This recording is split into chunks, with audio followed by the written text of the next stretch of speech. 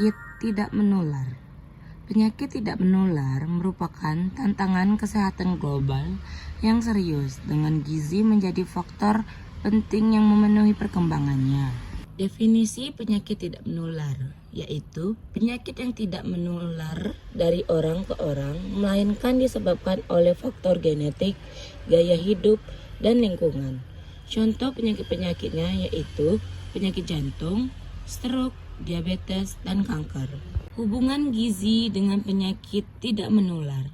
Gizi yang buruk dapat memicu peradangan kronis, meningkatkan resistensi insulin, dan mengganggu keseimbangan hormon, yang semua berkontribusi pada penyakit tidak menular, yaitu kekurangan gizi, kelebihan gizi, dan keseimbangan gizi. Faktor resiko penyakit tidak menular yaitu faktor resiko meliputi gaya hidup, genetika, dan lingkungan. Gaya hidup tidak sehat seperti merokok, konsumsi alkohol, dan kurangnya aktivitas fisik dapat meningkatkan resiko penyakit tidak menular.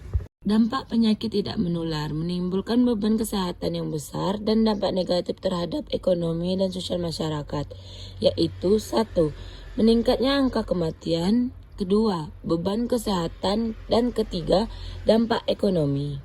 Peran gizi dalam pencegahan penyakit tidak menular. Gizi memainkan peran penting dalam pencegahan penyakit tidak menular, karena pola makan yang sehat dapat mengurangi resiko berbagai penyakit, seperti meningkatkan sistem kekebalan tubuh, mencegah obesitas, mengatur kadar gula darah, menurunkan tekanan darah, menjaga kadar kolesterol, dan mencegah peradangan kronis.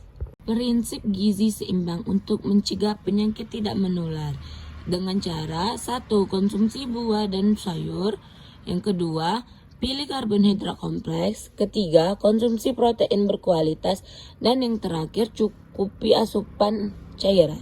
Strategi intervensi gizi untuk mengurangi penyakit tidak menular yaitu pendidikan gizi, promosi makanan kesehatan, akses terhadap makanan sehat, dan terakhir pengembangan kebijakan.